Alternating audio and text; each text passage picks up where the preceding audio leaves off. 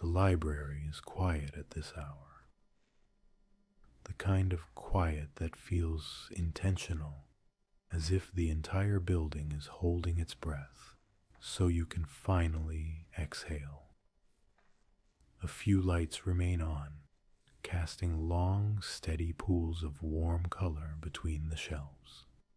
The air holds a faint scent of paper fibers, binding glue, and something like old dust warmed by lamps. The lamps on the wooden tables glow softly, their light warm and low, casting slow-moving shadows across shelves lined with stories that have been asleep for decades. You choose a spot in a corner of the reading room where the tall windows look out on the dark street.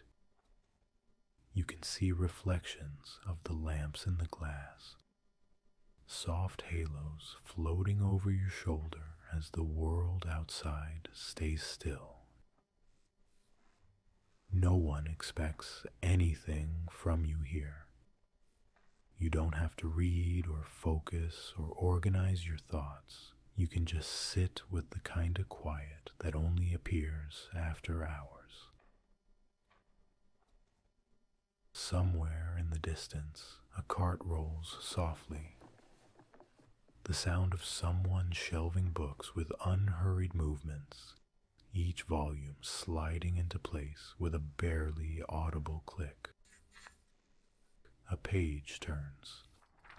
A slow, deliberate rustle from a table you can't see.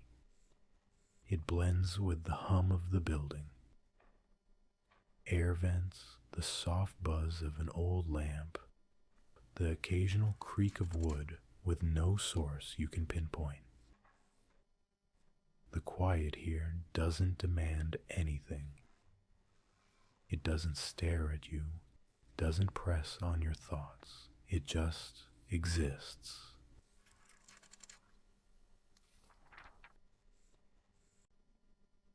You rest your hand on the smooth tabletop, the wood warm from the lamp, edges worn down by years of elbows, notebooks, the weight of people concentrating or trying to. One of the overhead lights flickers gently, a slow dip in brightness as though the electricity itself is tired in a soft, comforting way. It comes back steady a moment later and the room feels even more still. You pick up a book from the returns cart. Its cover smooth and cool, edges slightly frayed. When you open it, the pages release a whisper, that familiar flutter that feels like a memory you forgot you had. You read the first line silently, letting the words drift into the room. You feel calm in the knowledge that stories are here, waiting, quiet, unrushed. You close the book gently so the sound doesn't disturb the peace. A soft thud, barely noticeable, more like a heartbeat than a noise. The wooden floor creaks slightly. Old, comforting, familiar. The reading nook is dim, gentle, wrapped in layers of quiet. Outside the tall windows, the world is dark, but in here, the light is warm and safe and slow. You can rest, you can breathe softly, you can let your mind drift like a feather floating through still air. The clock on the far wall ticks, not loudly, but consistently enough that you realize it's been there the whole time, marking slow seconds that don't seem to matter anymore. You found a quiet corner of the night that asks nothing of you except to sit and soften. You let your eyes drift across the shelves. Titles you won't read tonight, spines worn, colors muted by time. They form a pattern that feels familiar, reassuring even if you've never noticed them before. Somewhere near the back of the room, a light clicks off, followed by the softest footsteps, someone calling it a night. But you're not being rushed.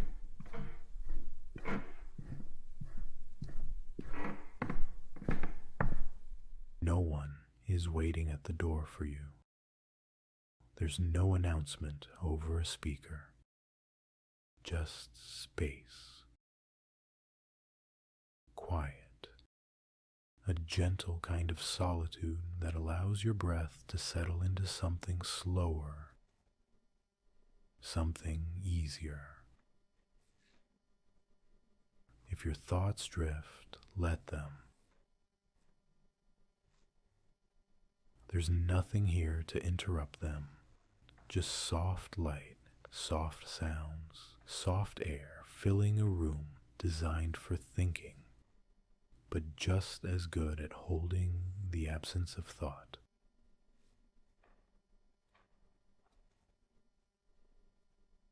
Let the hush of the library hold you for a while.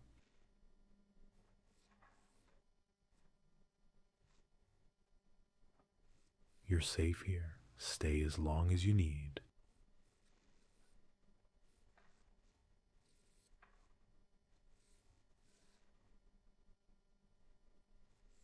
When you're ready, you'll leave this room, but the quiet you found here can come with you, warm and steady, like a candle you carry inside your chest.